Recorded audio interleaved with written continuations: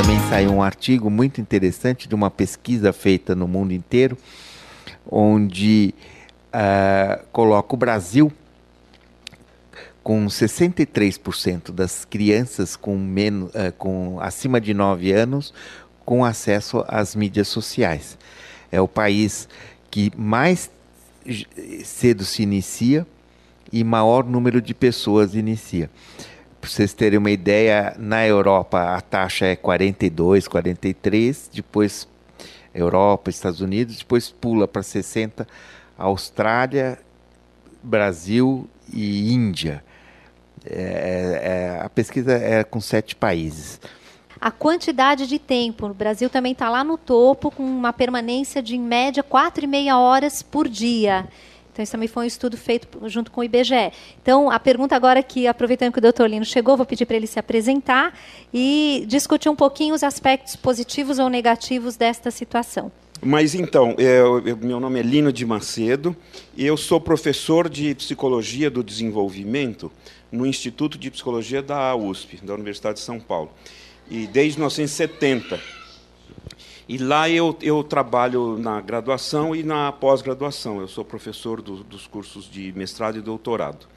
E eu agradeço o convite, e eu me sinto presente aqui como professor de Psicologia do Desenvolvimento, ou seja, aquele que pensa, né, essa questão na perspectiva das crianças, que esse sempre foi o meu papel aí em várias situações aí que eu vivo, não é, como educador, professor e tal.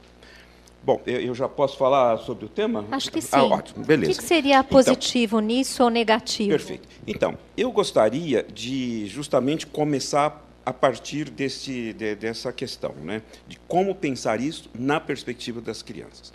Então, vamos pensar um pouco, né?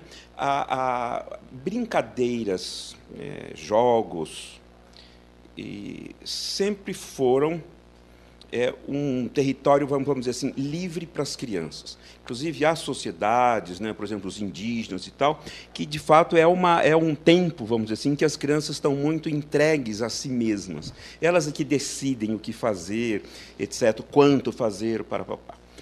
Bom, é claro que, por exemplo, bolas, bonecas, carrinhos, bicicletas, são produções, são tecnologias, né, feitas pelos adultos para as crianças.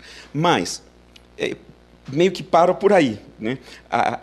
As crianças são livres para decidirem, por exemplo, como jogar a bola, quanto jogar, etc., etc.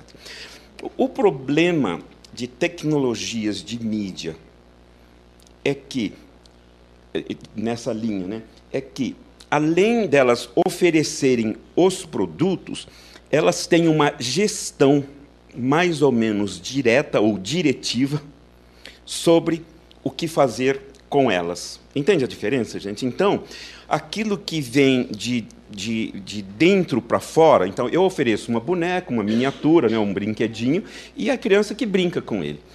Então, em vez de ser então uma iniciativa de dentro para fora, inverte-se o processo. O roteiro, então fica agora de fora para dentro. Isso. Então, o roteiro, e inclusive os comerciais, né? Então, a criança ela fica, exagerando um pouco, passiva, curtindo algo que lhe interessa, porque as crianças gostam de coisas que alimentam seus olhos, seus ouvidos, etc., sua boca, né? Então, esse é um problema que eu acho de diferença importante, porque inverte uma relação, né?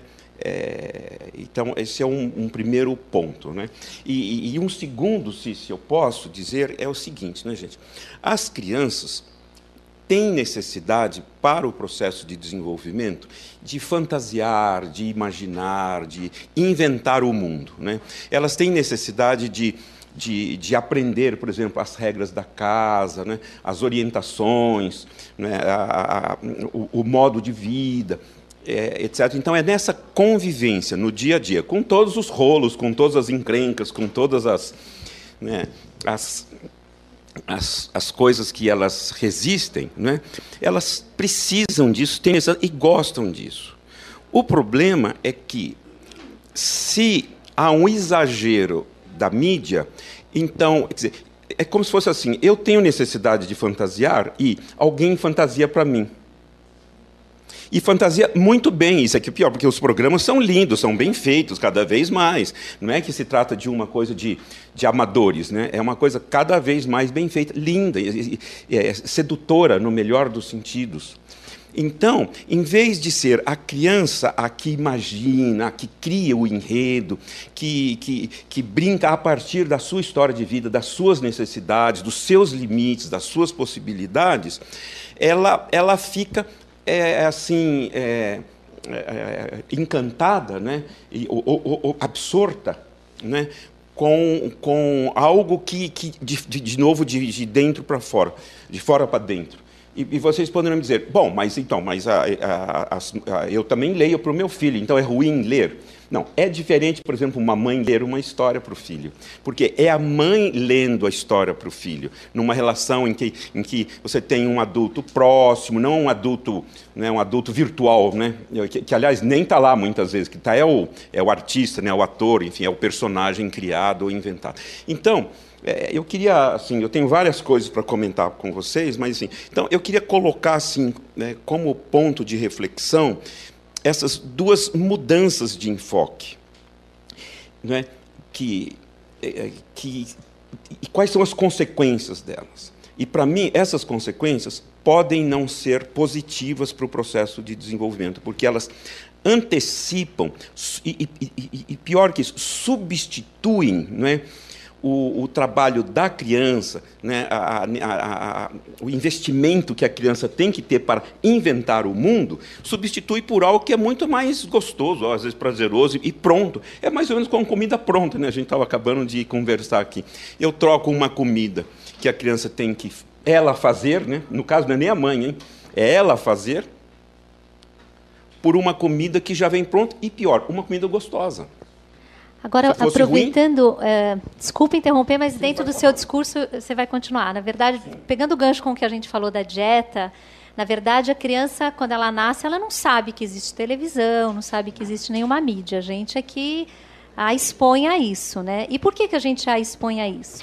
Justamente pela nossa dinâmica familiar, né? Então, cada vez menos tempo, cada vez mais dificuldade de dedicar esse tempo. E a facilidade de você ter um aparelho que faz isso por você. Então, na vida real, como é que a gente pode instrumentalizar essa família, essa mãe, para não permitir essa substituição tão precoce, né? Visando prevenir... Porque existe uma desculpa que uma desculpa que eu vou dar para o meu filho acesso a um programa educativo. Hoje existe, não vou ficar aqui fazendo propaganda, mas vídeos para crianças menores de 2 anos. Eu queria que você também falasse um pouco disso. Então, e a Ana Lúcia também. O fato, né, gente? Acho que todos nós aqui temos essa experiência. A gente trabalha muito em casa, mas não com as coisas de casa, com as coisas do serviço. O home work é um grande lugar, né, a gente trabalha muito em casa. E a televisão quebra o nosso galho, né? Então, enquanto o nosso filho está lá quietinho, comendo, e sem aprontar, sem pedir exigências da gente, nós podemos estar lá no nosso computador, telefonando, enfim, escrevendo aquele texto, tomando aquela providência de trabalho fora de casa.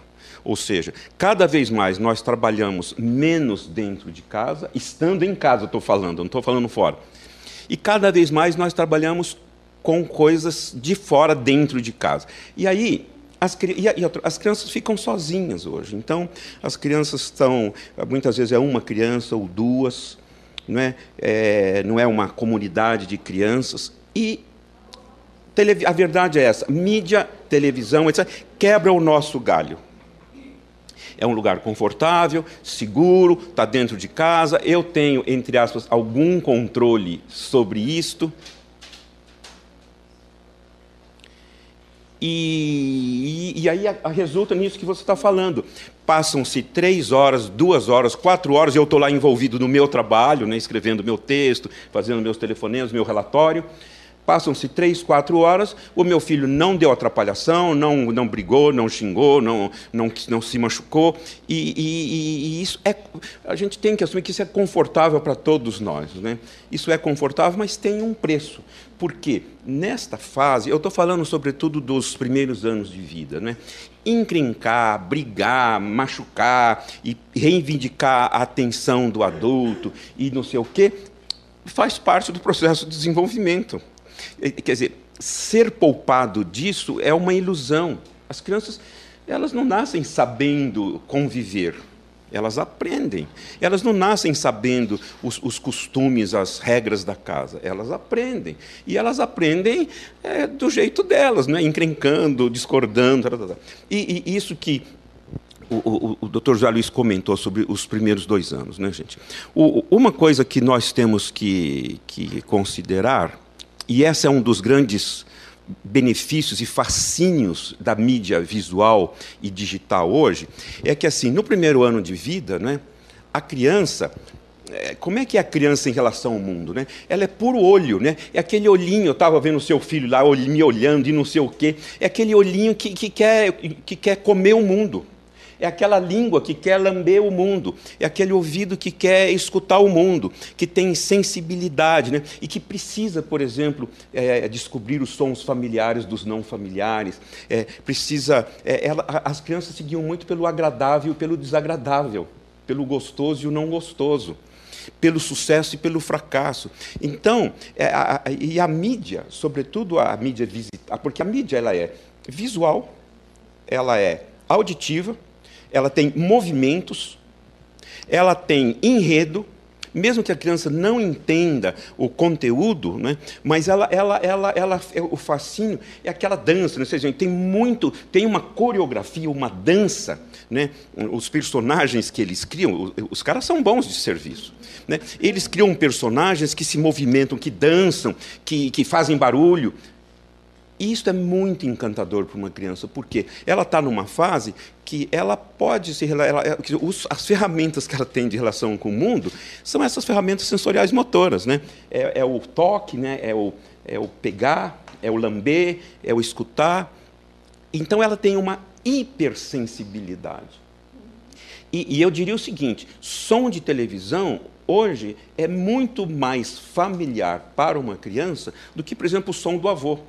Da avó, eu sou avô, por exemplo. Muito mais familiar. Ela escuta. Quantas horas ela escuta? O som da televisão. Não estou falando ela vê televisão, porque a mãe dela vê televisão. Então, ela escuta o som da televisão. Porque, vocês sabem, o som da televisão ele tem uma dança, né? Ele tem um ritmo. Né? Vocês já tentem, por exemplo, ficar longe de uma televisão e escutar o som. Ele tem um jeitão, né, que os programadores utilizam. Então, o que eu quero dizer é isso, em síntese, né? A criança está sensível, aberta, necessitada de interagir com o mundo pelos recursos perceptivos, sensoriais, motores, etc. Então, junta a fome com a vontade de comer. Né? Agora, o problema vale a pena, né? Aí eu não sei o quanto... Existe um tempo ótimo para as coisas. Quer dizer, vale a pena você antecipar? Vale a pena você substituir? Né? Porque o problema não é regular. As crianças são do mundo de hoje. O mundo de hoje é internet, é informático. Eles são filhos, né? São filhos desse mundo. Agora, não se trata, então, de negar, mas... Esse é o problema de substituir. Né?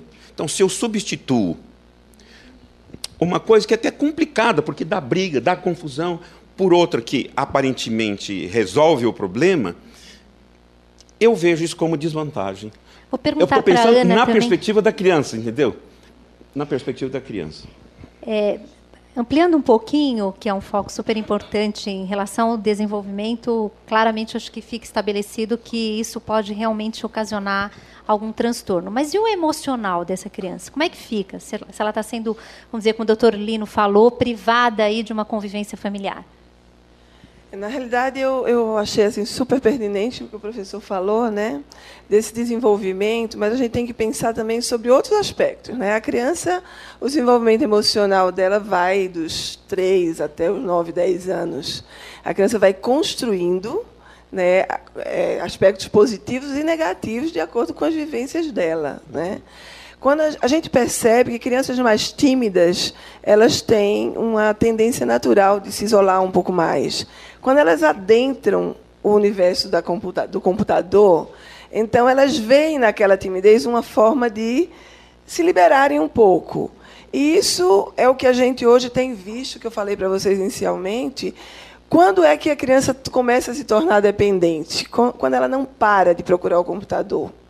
Nesse período de formação de identidade emocional, a criança precisa desenvolver uma série de fatores para que esse desenvolvimento seja saudável. Um deles é autonomia, é independência de atividades de vida diária. Muitas vezes, a criança fica na frente do computador e a mãe traz a comida, a mãe traz a bebida, a mãe faz o prato de almoço. Então, isso eu vejo no meu universo de tratamento. Eu estou falando aqui como uma pessoa que trata crianças com dificuldades, né? Então, uma das coisas que a gente percebe é que, quando os pais estão atentos, eu falo muito, não é, professor? O senhor fala muito bem sobre limite, né? Eu falo, nesse aspecto, a gente tem que direcionar o limite dos pais ao limite dos filhos, né? Eu oriento os pais da seguinte forma em relação ao uso de qualquer tipo de mídia.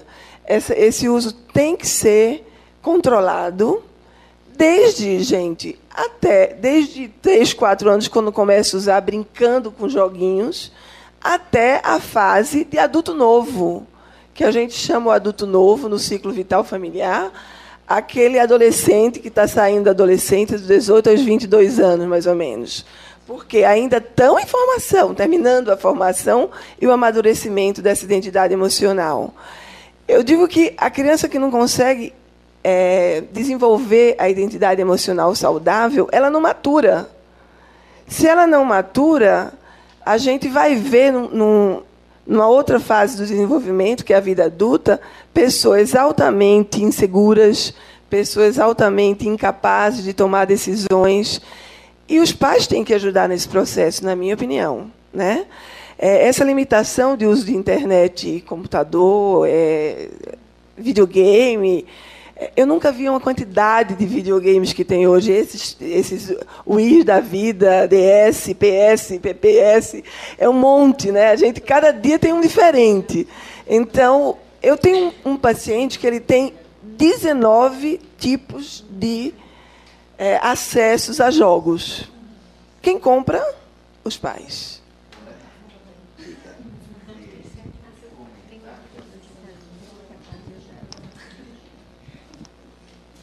O aspecto emocional. Bullying é uma palavra da moda. Eu queria que você mencionasse o cyberbullying. Olha, eu sinceramente sinto que o que está acontecendo com o jovem é que ele está, ao invés de desenvolver relações sociais mais saudáveis com a internet, tem um aspecto positivo, né, dos acessos a coisas diferentes, mas muitas vezes ele tem uma introspecção muito grande, porque quando a pessoa está na frente da internet, está ela com ela. Né? O ela com o outro é uma fantasia, como falou o professor Lino. Então, eu já tive vários casos de cyberbullying que a gente... um caso, inclusive, de uma escola classe média alta de São Paulo. Né? Era um garoto que tinha um problema físico e, através da internet, eles fizeram o bullying com esse garoto. Né? Os 3 alunos que fizeram foram expulsos da escola, mas eu acredito que isso começa primeiro, porque os pais muitas vezes não têm acesso a que tipo de programa os filhos estão adentrando dentro da internet. Né? Quando eu estava falando de limites, eu acho que o limite também está nesse aspecto, da gente controlar. Tem gente que não sabe entrar na internet. Vocês acreditam nisso? Vocês devem acreditar nisso. Tem pais que não sabem entrar na internet e ver que tipo de acesso os filhos estão fazendo. Eu ouço isso muito, né? Então, para esses pais, eu acho que a gente tem que orientar. Quando eu faço palestras, principalmente sobre limites, eu digo, gente, vocês que não sabem usar o computador, aprendam, porque vocês precisam orientar essas crianças, que tipo de sites podem entrar, como funciona, como se livrar de alguns tipos de bullying que pode estar sendo evidenciado em alguma situação. Então, atendendo um pouquinho as perguntas... Ah, claro. Claro. Complementando. Então, eu trabalho com jogos, brincadeiras e desafios como formas de observar e promover processos de desenvolvimento. E agora, o interessante nos jogos ligados ao computador, à internet, é que, assim, os jogos, no seu sentido social, né, comum, a gente tem dois grandes problemas, que é aprender as regras sociais, não só as regras do jogo, mas a regra do jogar com outro jogador, consentir nas regras, ganhar, perder. Então, tem toda uma interação social muito importante que a gente precisa aprender, que as crianças precisam aprender. Como a professora disse, e isso é correto, quer dizer, no caso do computador, essa parte fica desnecessária, vamos dizer assim, porque é uma relação minha com a máquina, né? E, no caso... Porque, assim, nós temos dois tipos de regras quando a gente trabalha com o jogo, né? As regras sociais, morais, e as regras procedimentais, né? O jogar bem, o jogar para ganhar. No caso, por exemplo, do videogame, elas ficam muito bem desenvolvidas nas regras procedimentais, nas regras sensoriais motoras. Tanto assim, só para brincar aí com os médicos presentes, brincar não. Sabe que no curso, nos Estados Unidos, em curso de especialização em laparoscopia, uma das exigências é que o médico faça 30 horas de videogame, se ele não for aprovado no teste de videogame. E sabe por quê? De fato, né,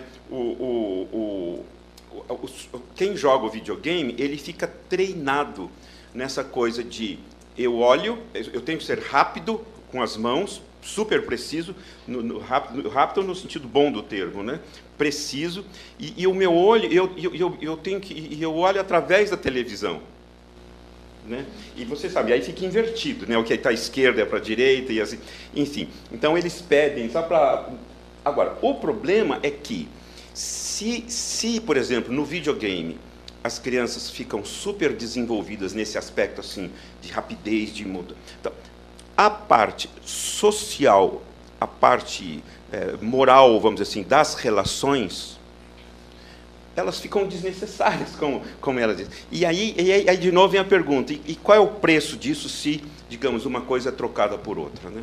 O preço do ponto de vista de processo de desenvolvimento.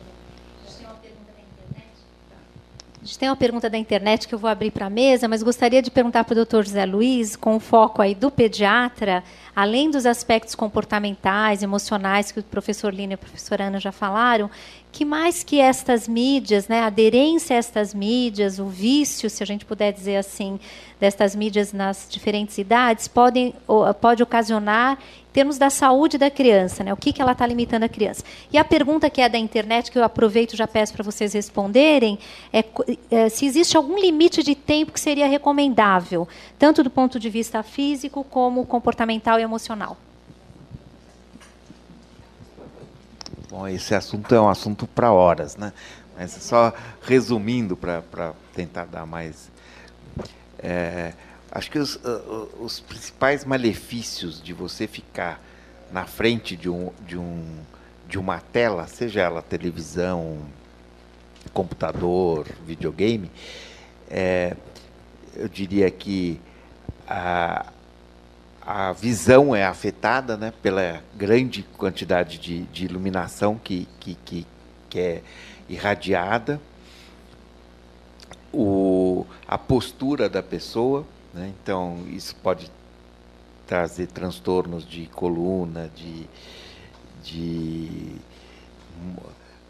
osteomuscular, e a terceira seria de LED, né? lesão do esforço repetitivo, né? Então, essa coisa que o professor mencionou aqui. Bom, vocês jogam videogame mais do que eu, então vocês... ou ficam no Twitter, esse tipo de... Então, o polegar não foi feito para digitar, né? Ele foi feito para fazer apreensão, né? Então, já começa um uso errado. Então, então, essas seriam as 3 coisas que a gente poderia ficar horas aqui discutindo. Bom, e daí volta então à mesa anterior. Quer dizer, a criança que fica ali horas na frente da tela, ela fica sedentária, né? Então isso vai levar a obesidade, hipertensão, outras coisas. E além do que, desenvolve uma facilidade para comer compulsivamente sem perceber, né? A pessoa traz lá o pacote de bolacha, ela vai comendo, ela está tão entretida naquilo que ela nem vê, né? O que ela está colocando para dentro. Então, acho que o tempo que pode... Isso é super polêmico. Eu acho que vai certamente de família para família. Eu, pessoalmente, diria... E acho que de idade para idade, né? Eu diria para uma criança pré-escolar, eu não recomendaria mais do que 1 hora, 1h30. Para uma criança escolar da primeira, vamos dizer, no antigo ginásio, aí, do 1º grau, acho que umas 2 horas, 2 horas e pouco. E o adolescente aí ele já entra muito, ele já usa aquilo para outras atividades, que não é só o videogame, ele entra numa relação, e daí é mais complicado. Mas também acho que deveria ter um limite, não saberia dizer qual. Então, quero fazer 2 comentários sobre isso. Vamos pensar um pouco, né? A humanidade, os adultos, né? Os melhores adultos, mais desenvolvidos, a gente demorou até agora para inventar todas essas coisas. Por que as crianças não podem esperar um pouco? As crianças de hoje. Ou seja, são ferramentas maravilhosas. Eu gosto dessas coisas todas, mas são coisas de adultos. Por que as crianças precisam, já nascendo, se beneficiarem, entre aspas, dessas coisas? Acho que esse é um problema. Outra coisa, né, que eu queria comentar, a máquina, ela é programada para ser multitarefa, né? Os programas, sobretudo no computador, eles são capazes, a máquina é capaz de processar muitos programas ao mesmo tempo. Nós não conseguimos ser multitarefa, né? A gente foca numa tarefa e, enfocando, a gente abre a atenção para muitas coisas da tarefa. Mas não dá para a gente fazer várias coisas ao mesmo tempo. A gente até tenta, né? Conversar no bar, tuitar, telefonar e não sei o quê e tal, mas beber o chopp, mas é complicado essa coisa da multitarefa. Bom, mas eu queria falar, sobretudo, do tempo, né, gente? Eu vou ser até mais provocativo, né? Eu diria que o grande problema das crianças hoje, tentando falar em nome delas, né, é que elas não têm tempo para serem crianças. Porque nós, adultos, com a melhor das intenções, né, a gente fica muito preocupado com o futuro dos nossos filhos e netos, né? Então, dá-lhe escola, dá-lhe balé, dá-lhe inglês, dá-lhe curso de informática, dá-lhe não sei o quê, taratá. Aí vem a pergunta, né? E quando que elas podem viver aquilo que, digamos, é necessário, é importante, é um elemento principal do seu ciclo de vida, que é ser criança? Quando elas podem brincar nos intervalos entre uma viagem e outra, ou então obcecadas, né, numa máquina que inverte a relação criança-mundo e tal. Eu acho assim que o que as crianças precisam é de um tempo para ser criança. E nós precisamos, eu faço esse desafio para nós, de confiarmos que, se a criança pode ser criança nos tempos de hoje, ela vai ter um futuro bom. Porque eu acho que nós somos, às vezes, muito, muito preocupados com essa história de no futuro, essa menina vai precisar do inglês, vai precisar de não sei o quê, vai precisar de não sei o quê. Então, tem crianças de 4 anos que têm uma agenda mais pesada que a nossa. Ela vai precisar de uma coisa mais básica, que é a relação interpessoal. Exatamente, tem coisa... Exatamente. Agora, a gente precisa... Se relaciona com a tela e com amigos virtuais que existem. E é o tempo dela brigar pelos contatos, entende? Dela aprender, o tempo dela ser apresentada ao mundo, não na sua virtualidade, porque a virtualidade é uma outra potência. Eu sou Apple maníaco, só vou dizer isso para vocês. Mas eu sou adulto, eu sou velho. Agora, então, tem um livro, se vocês quiserem, de um autor americano, que ele já um livro já antigo, chamado Sem Tempo para Ser Criança. Justamente esse título. Tempo em português. O autor é David Elkind. David Elkind. E ele faz uma crítica, né, à sociedade americana, bem dura, sobre, enfim, essa ideia, né, de uma criança já pequenininha, ela é winner ou loser. Uma criança pequenininha, ela mal tem 4 anos e ela já tá avaliada como winner, vencedor, né? E só mais uma coisa que eu queria comentar com vocês, né, gente? Nós adultos, muitas vezes, assim, vocês me perdoem, eu vou ser provocativo, né? Mas muitas vezes nós adultos ficamos muito felizes pela, entre aspas, precocidade dos nossos filhos e netos. É como se a destreza informática deles fosse uma prova da precocidade deles, da inteligência deles. E eu acho que a inteligência dos nossos filhos e netos, ela se avalia, nem deve ser avaliada, mas, enfim, ela se observa por coisas que são próprias da sua idade, não por coisas que avançam, cujo referencial é adulto, são os interesses dos adultos. Por mais que esses interesses sejam hoje inevitáveis, nós vivemos no mundo tecnológico. O conhecimento científico ele se apresenta ao mundo como tecnologia da comunicação, da informação, dos transportes, da saúde. A saúde, então, cada vez tem mais tecnologia para isso ou para aquilo. Isso vamos nos beneficiar disso. Mas, quer dizer,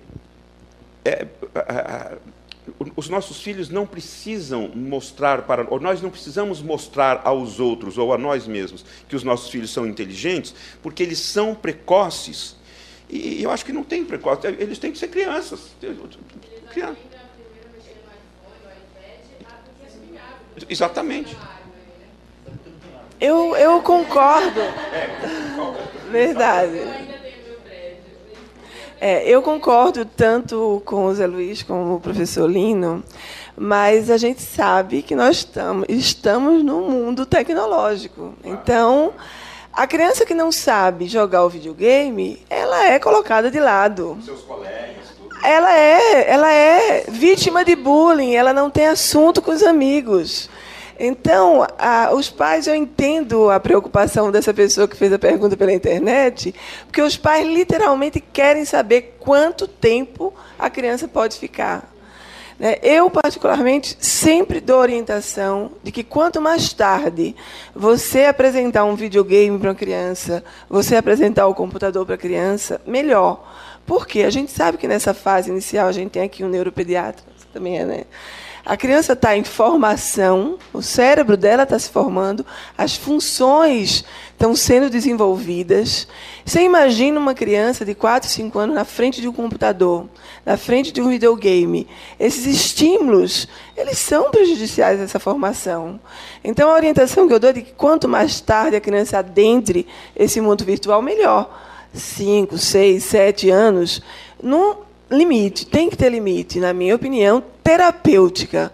As crianças que eu trato, que têm um limite de uso de computador, também usam o computador como uma ferramenta para estudar, usam o computador como uma ferramenta para brincar, para se relacionar. Qual é a orientação que normalmente eu dou? Que, durante a semana, as crianças na primeira infância, até os 7 anos, elas não usem o computador, nem usem o videogame. Não há necessidade. E a televisão, 1 hora por dia, antes de dormir. Vocês não imaginam o que eu oriento aos pais. Com o volume baixo. Você entendeu? Para que a criança não fique ouvindo aquele barulho. Para a criança relaxar e ter um sono tranquilo. Quando adentra a segunda infância, a gente orienta que a criança já está jogando videogame e tal, também 1 hora dividida entre computador e televisão. Na fase adolescente que o Zé Luiz colocou, eu acho importante a gente separar as coisas. Você vai estudar, precisa usar a internet para estudar, à tarde você entra 1 hora. Se você vai usar a internet para ficar no Facebook, no Twitter, você também tem um horário limitado, que eu, particularmente, acho que não deve passar de 1 hora. No final de semana, o uso do computador, na minha visão, tem que ser 1h30, 2 horas. Gente, eu tenho um paciente que ele fica 24 horas. Eu vou internar esse garoto. Vou internar, porque ele está com um processo compulsivo gravíssimo. O que é a compulsão? Desculpa, não. Termina esse raciocínio. O que é a compulsão? São pensamentos repetitivos que o indivíduo tem, ele associado a comportamentos repetitivos, incontroláveis, com o objetivo, muitas vezes, de curar algum vazio emocional que a pessoa tem, de transpor alguma barreira interna que a pessoa tem, e ele usa o computador. Eu disse para ele assim, eu vou dizer para o seu pai tirar todos os computadores da casa. Ele disse, não adianta, Ana Lúcia, eu vou na Lan House, eu vou na casa do meu amigo, eu tenho que internar ele, porque senão ele vai entrar num processo que a gente não consegue tirar ele depois.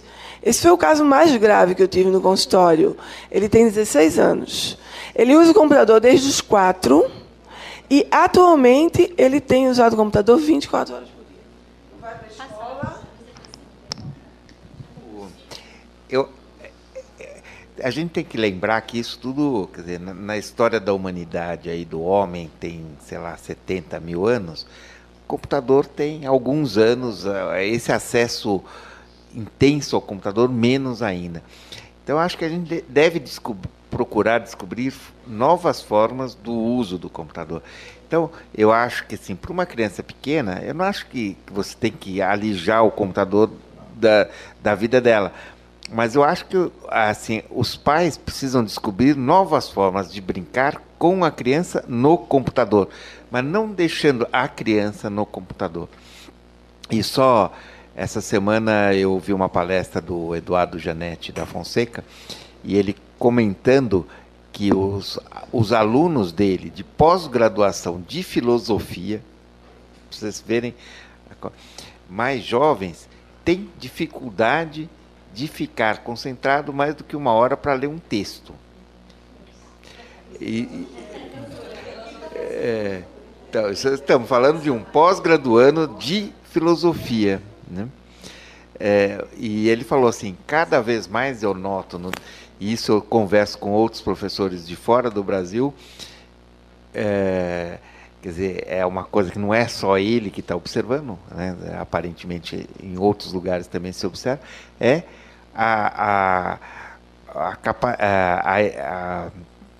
a formação fragmentária do pensamento, né? Quer dizer, é essa coisa multitarefa. Então, lá a alimentação é saudável, lá as crianças manipulam o alimento, e lá não tem videogame, não tem... A menina linda, saudável, brinca muito. E a mãe é blogueira. E a mãe não deixa ela mexer no computador. Vamos ouvir a plateia. Sou Bruna, do blog A Média. Assim, só por um pouquinho de contexto. Eu sou de uma família, nós somos em 4 irmãs. E eu dou graças a Deus por não ser a mais nova, que já nasceu na época dos computadores. Porque assim, eu vejo muito nos jovens uma dificuldade de formular o pensamento, de formular uma expressão. Eles não conseguem fazer uma argumentação, eles não conseguem desenvolver um texto de, sei lá, um parágrafo. Eles não conseguem ler uma lauda inteira sem parar 5 vezes.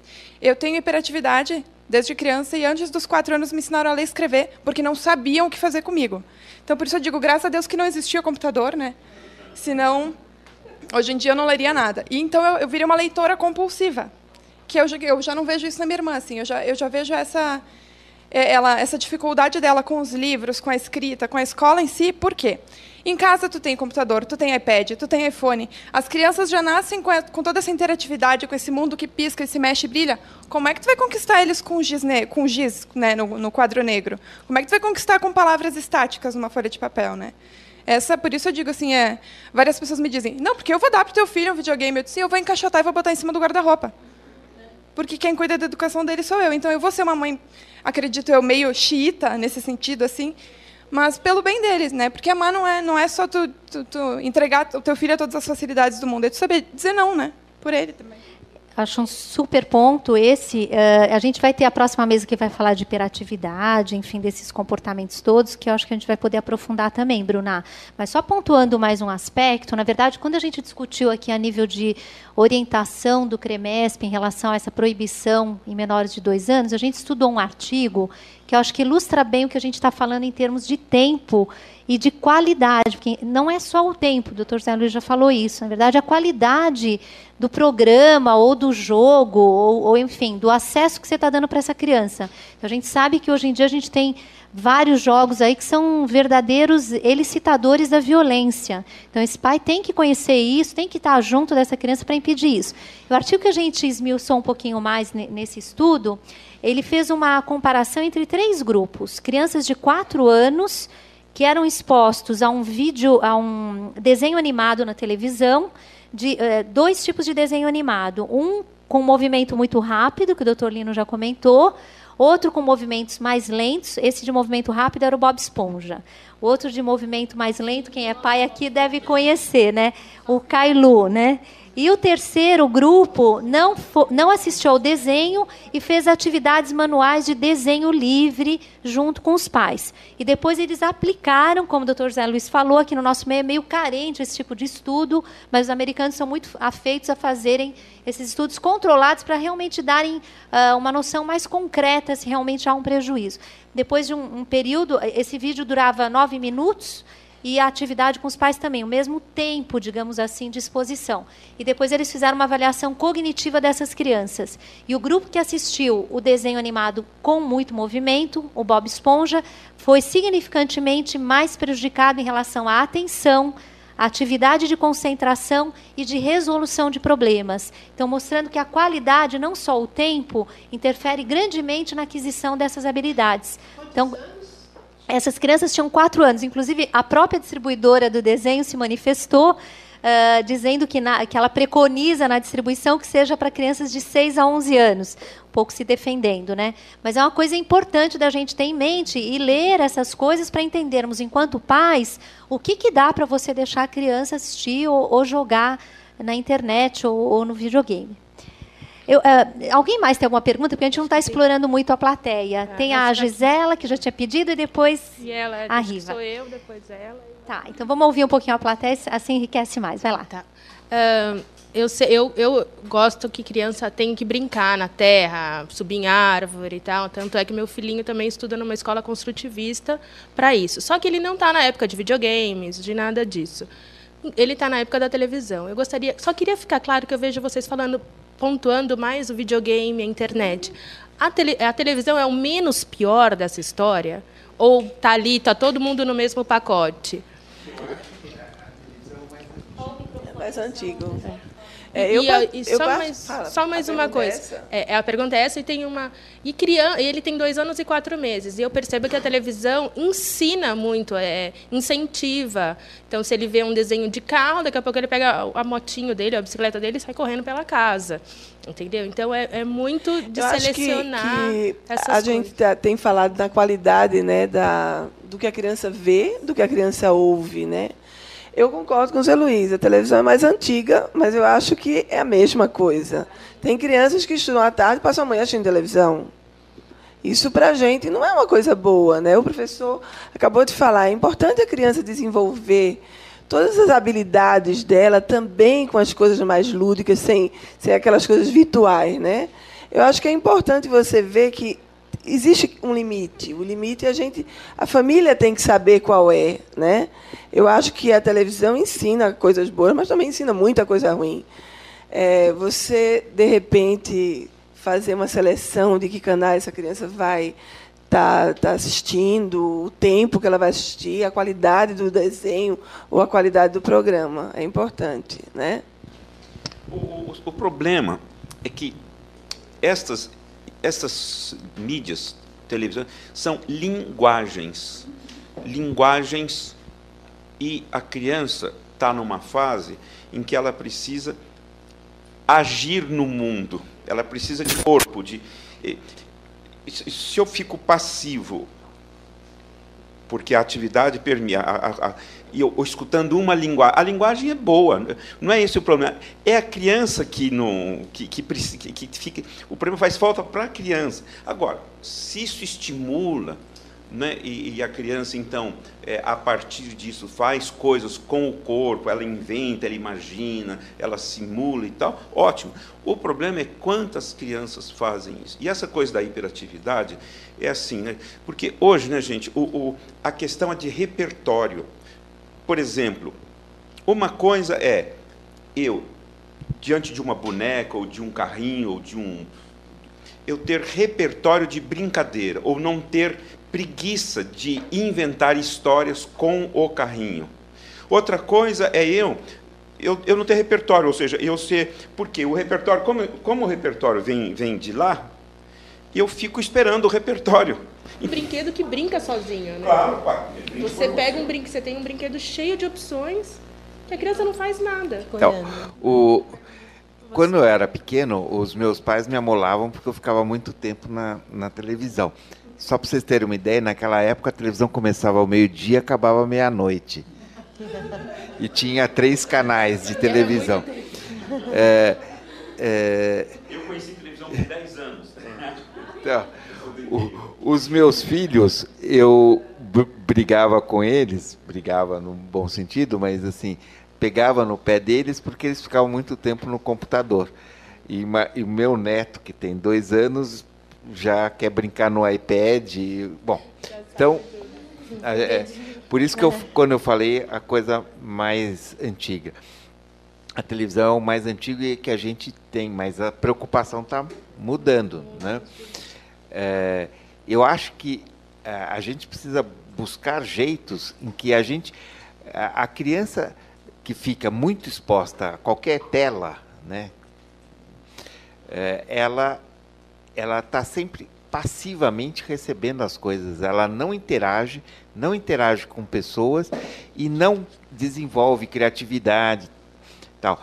E só para não ficar prolongando muito, nessa recomendação da Academia Americana de Pediatria, lá de não estimular crianças menores de 2 anos eles estudaram vários programas, vários vídeos que vocês conhecem por aí, que são feitos para as crianças pequenas como educativos, e eles nenhum foi aprovado como educativo. Só mais uma coisa, o professor Lino pode confirmar ou não. Uma criança que fique vendo televisão não vai aprender a falar. Ela, assim, quer dizer, isso existe, estudos feitos. Eu tenho um filho de 6 anos, ela também, eu fui morar num apartamento quando eles estavam com 2 anos, o meu falava tudo e mais um pouco, e a menina não falava nada. Não falava nada. Ela passava o dia, sem brincadeira, ela passava o dia inteiro na televisão. Ela acorda muito cedo, é uma criança que acorda sempre muito cedo, 5h30, 6 horas da manhã ela já está acordada. Ela levanta da cama e vai para a televisão e liga a televisão. Os pais ainda estão dormindo, tal, não sei o quê.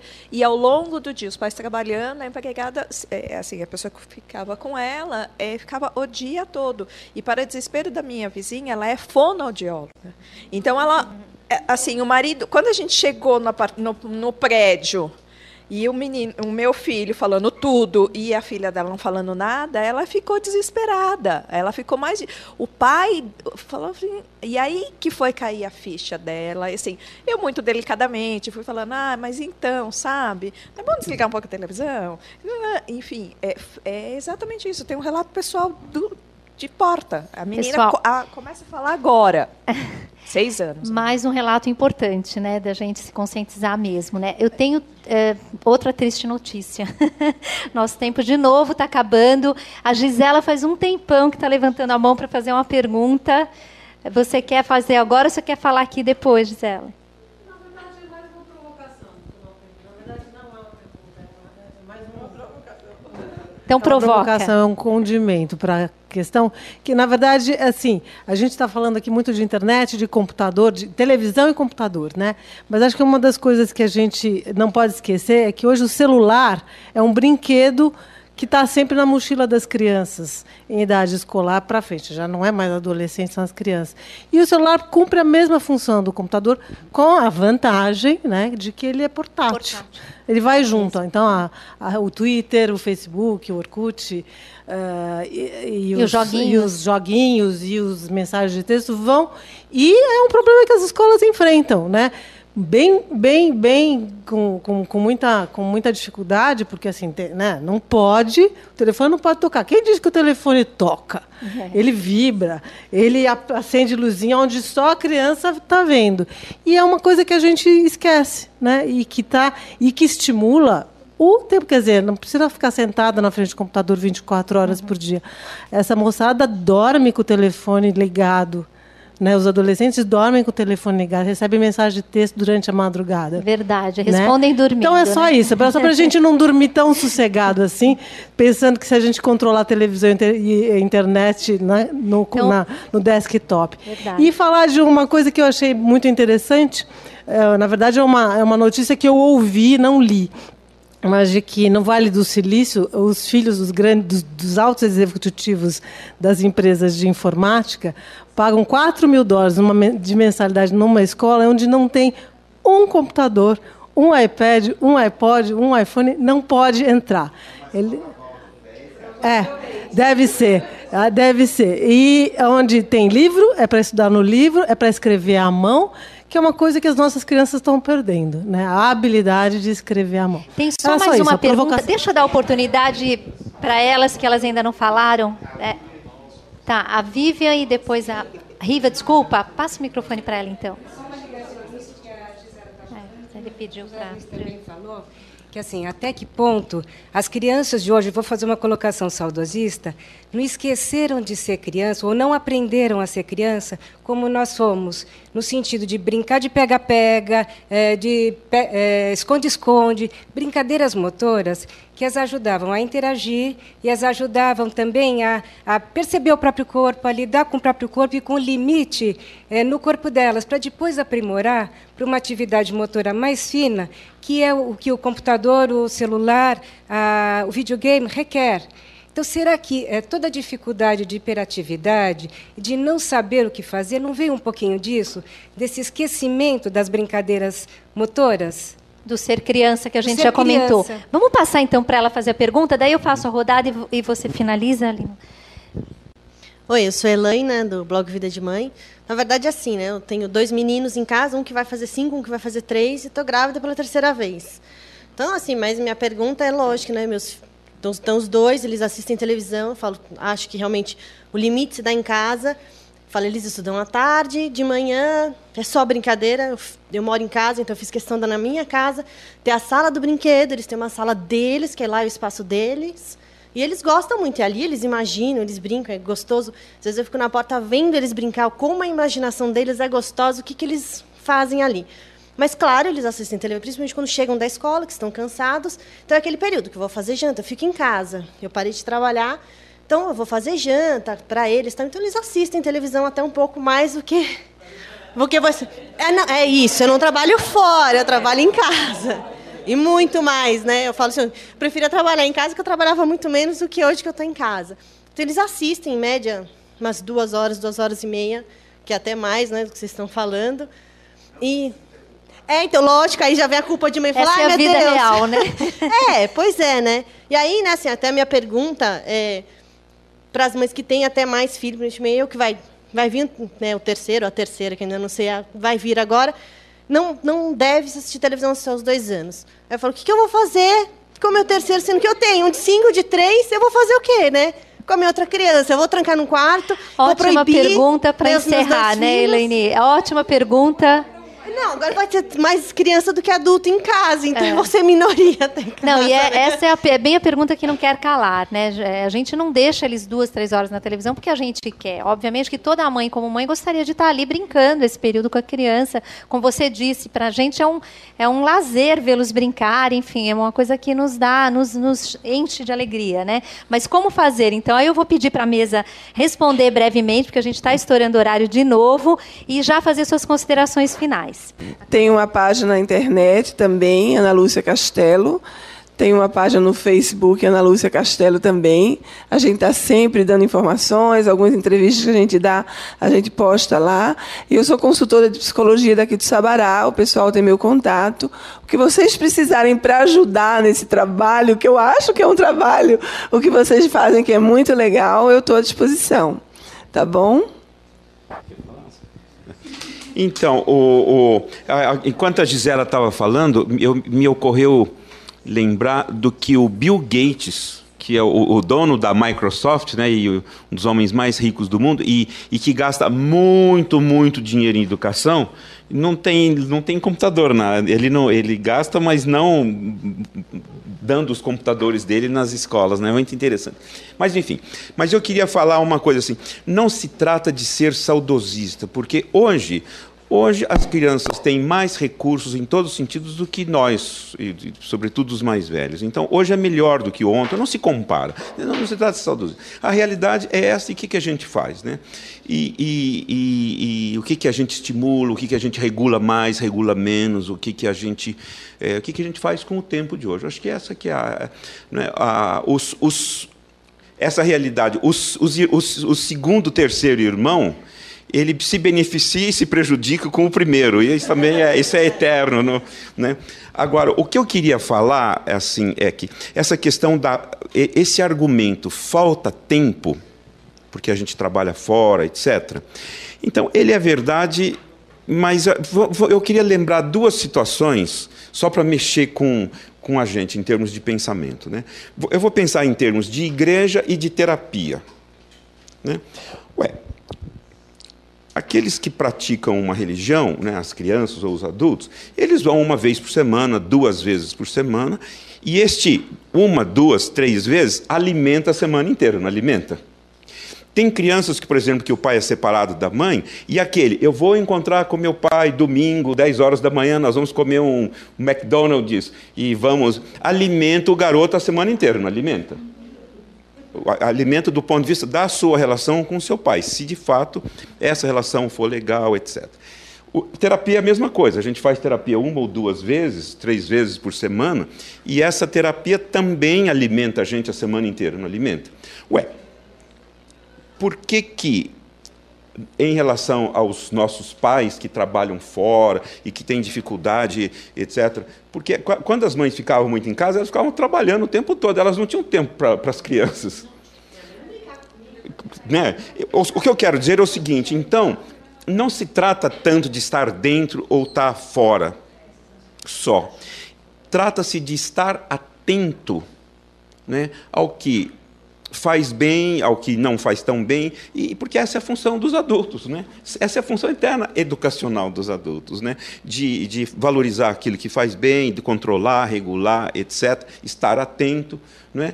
E deixar que aquilo que é da criança seja da criança, né? Porque quando a gente inverte, você altera as coisas, né? E só para uma última coisa, a história do celular, né?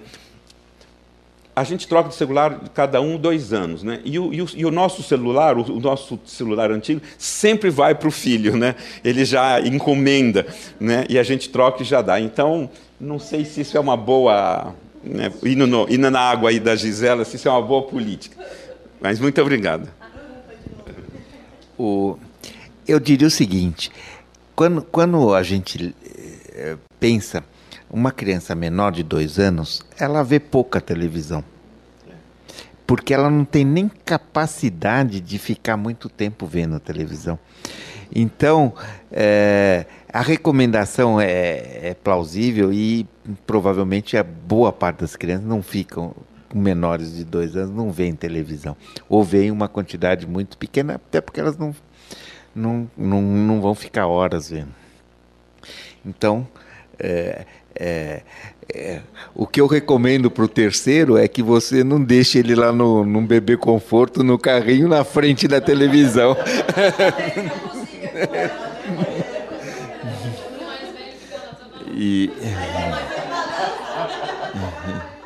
Bem. E o que eu acho, assim, eu procurei sempre falar na frente da tela, porque a tela inclui o celular também, né? Porque o celular é um mini computador e daqui a pouco...